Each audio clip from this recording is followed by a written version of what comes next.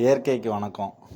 மிகப்பெரிய பிரம்மாண்டமான இந்த உலகத்தில் இயற்கை தான் மனிதர்களை விட சக்தி வாய்ந்த உயிரினம். அதோட சந்தோஷங்களும் பெருசு, அதோட ஆபத்துகளும் பெருசு. அது நம்ம எல்லாருக்கும் தெரியும். இந்த வாழ்க்கையில் நம்ம பொதுவாக எல்லோரும் என்ன மாதிரி இருப்பீங்களா இல்லையான்றது தெரில. இதில் நான் கர்வம் கொண்டு தான் சொல்லுவேன்.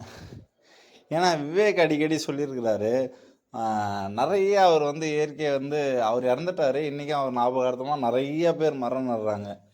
எனக்கு அதை பற்றிலாம் தெரியாது. ஆனால் எனக்கு சின்ன வயசுலேருந்து விவசாயத்து மேலே அதிகப்படியான ஈடுபடியான சின்ன வயசுலேருந்து என்னை எங்கள் அம்மா அப்பா உழைக்கவே விட்டுறதில்லை.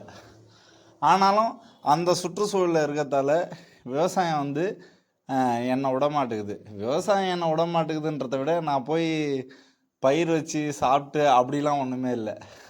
சரிங்களா?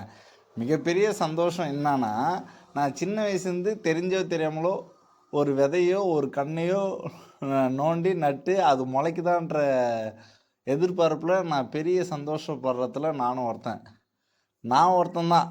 அப்படி தான் சொல்லுவேனே. இதில் ஒரு பேர் ஆர்வம் கொண்ட சுயநலவாதியாகவே நான் இருந்துக்கிட்டு போயிடுறேன்.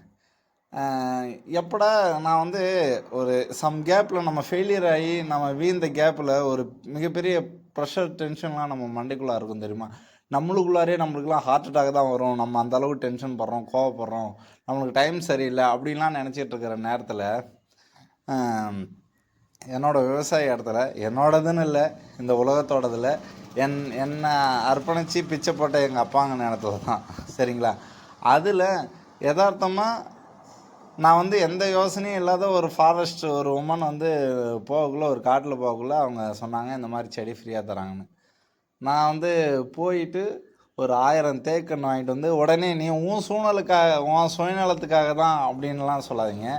இந்த வீடியோ யாரோ ஒருத்தவங்க 2 பேர் தான் பார்ப்பீங்க. என்றைக்கோ என் ஞாபகார்த்தத்துக்கு தான் நான் மறுபடியும் இதை பதிவு பண்ணுறேன். ஆனால் பார்க்குற ஒருத்தவங்களுக்கு சொல்கிறேன், எவ்வளோ ஒரு மனுஷனுக்குள்ளார எவ்வளோ சங்கடங்கள் எவ்வளோ பிரச்சனைகள் இருந்தால் கூட நம்ம ஒரு செடி நட்டு அது முளைக்கிச்சு அதை பார்க்குறதுல ஒரு பேர் ஆனந்தம் காண்றோம்ல, அதில் கிடைக்கிற மகிழ்ச்சி வேறு எதுலேயுமே கிடைக்காது. என்னோடய வார்த்தைகள் உங்களுக்கு புரியுதா புரியலையான்னு தெரில. ஒரு 1000 தேக்கன்று ஃபுல்லாக சுற்றி நட்டு அதை பார்க்கக்குள்ளே அதை நோண்டி அந்த செம்மண் அதை கையால் நோண்டி அந்த வேறு பேப்பர்லேருந்து எடுத்து வச்சு அதை மூடி அதில் லைட்டாக தண்ணி இயற்கை மழை பட்டு அது ஒரு அப்படியே பிறக்கும் தெரியுமா குழந்தை, சின்ன சின்ன இலையா. அதில் அவா சாமி இந்த உலகத்தில் வேறு எதுவுமே இல்லைடா, இதான்டா சந்தோஷம் அப்படின்னு ஒரு பேரானந்தம் நான் பெற்றுட்டேன். அது செலவு பண்ணி நம்ம ஒரு ஐஃபோன் யூஸ் பண்ணக்குள்ளே கிடைக்காத சந்தோஷம், நம்ம நம்ம ரோட்டில் பார்க்கக்குள்ள ஒரு ஸ்ட்ரக்சராக ஒரு ஃபிகர் பார்க்கக்குள்ளே பார்க்குற சந்தோஷத்தை விட, ஒரு அம்மா கை நிறைய ஊட்டி விடுற சாப்பாட்டோட சந்தோஷத்தை விட, நம்ம இந்த உலகத்தில் நம்ம பெரிய பெரிய பில்டிங் பார்த்து ஒரு பெரிய பெரிய ஆர்டிஃபிஷியலாக செய்கிற எல்லா அழகை விட இதில் கிடைச்ச சந்தோஷம். நான் அது மேலோகத்தில் நம்ம சின்ன வயசில் நம்ம கனவு காண்டு இருப்போம் இல்லையா?